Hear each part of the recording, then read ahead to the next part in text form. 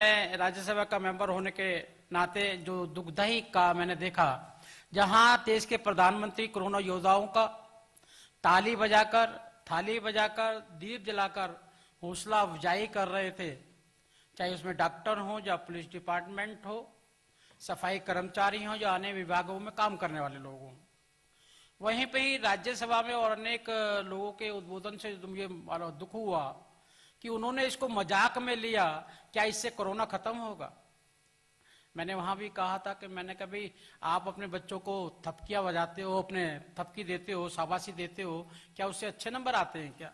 लेकिन एक एहसास कराना होता है, हौसला बढ़ाना होता है। वो देश के प्रधानमंत्री ने लगातार देश के कोरोना योद्धाओं का हौसला बढ़ाने का काम किया और आज बड़े गर्व की बात है कि हम 85% रिकवरी रेट हमारा है और खाली एक 1.5 मृत्यु दर पे हम विजय पा पाए हैं।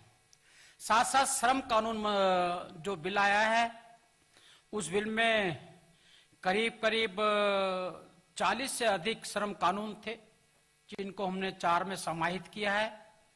आज महिलाओं को भी बहुत बड़ी संख्या श्रमिकों की है, उनको भी पुरुषों को बराबर समान अधिकार, समान अवसर, समान परिश्रमिक मिलेगा। श्रमिकों को न्यूनतम मजदूरी, समय से मजदूरी की गारंटी होगी। अब कंपनियों को कर्मचारियों के लिए सोशल सिक्योरिटी और मेडिकल फैसिलिटी भी अनिवार्य हो गई है। पहली बार असंगठित क्षेत्र के मजदूरों के लिए भी पेंशन का प्रावधान किया गया है और सबसे बड़ी खुशी की बात है कि आज जो श्रमिकों को सुविधाएं मिलनी चाहिए थी, जो उनका मिनिमम वेजेस है, उसके लिए भी हमने बिल पास किया है।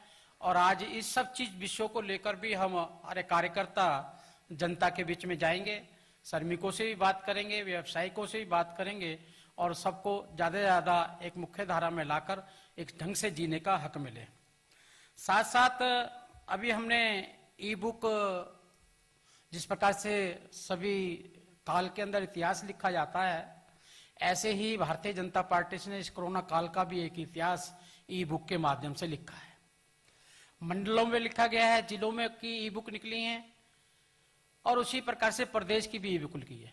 राष्ट्र की ई बुक निकलने वाली है, वो 9 भाषाओं में, यूएनओ की जो 9 भाषाएं हैं उनके अंदर जो उससे मान्यता प्राप्त है, उसके अंदर हम ई बुक निकालेंगे, पूरे संसार को बताएंगे कि हम किस प्रकार संक्रमण काल के अंदर भी हमारे कार्यकर्ताओं ने, हमने मिलकर इस बीमारी से मुकाबला किया है और अपने देश को बड़ी हानि से हम बचा पाए हैं।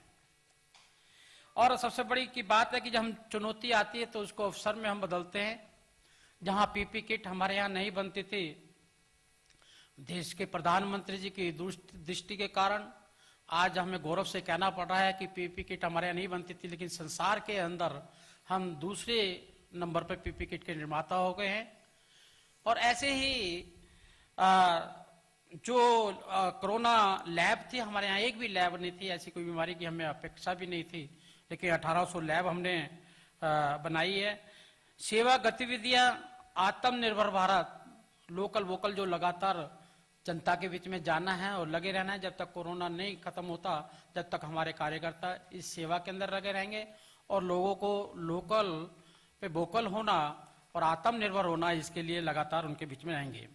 इसके साथ साथ आगामी चुनावों की तैयारी पर बहुत विस्तार से चर्चा हुई, जिसमें पश्चिम बंगाल, आसाम, तमिलनाडु, पुडुचेरी और केरल, जो अगले वर्ष चुनाव आने हैं, उसका विस्तृत जानकारी उनके प्रभारियों ने रखी और उसके माध्यम से सभी कार्यकर्ता बड़े उत्साहित थे। वहाँ की हमारी योजनाएं बड़ी अच्छी थी। साथ साथ वर्तमान में जो बिहार में चुनाव चल रहा है और मध्य प्रदेश मिलाकर, गुजरात वगैरह सब मिलाकर 58 बाई इलेक्शन भी है, उसमें भी हमें लगता है कि हम भारी बहुमत से जीत कर आएंगे और बिहार में आने वाले समय में हम सरकार बनाने में सक्षम होंगे। बहुत बहुत धन्यवाद। कोई प्रश्न? बोलिए सर।